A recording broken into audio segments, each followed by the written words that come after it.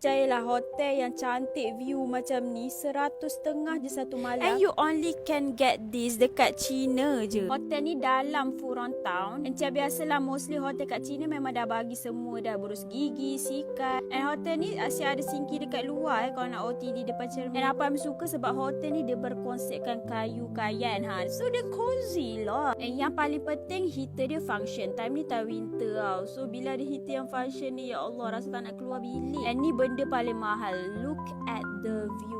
Siang memang nampak biasa-biasa je, tapi bila malam, ya Allah, cantik gila. Sampai kan korang boleh lepak-lepak and buat photoshoot dekat balcony ni. So worth it lah duit yang korang bayar untuk stay dekat sini. Nak bagi bekas stay untuk feeling dekat China. And yang penting tanda dia memang selesa. Shower dia tu korang boleh ambil untuk basuh yak-yak korang. So senang lah nak yak. Buat Maggi korang makan dekat balcony ni and sambil tengok view. Ni siang, cuba tengok malam.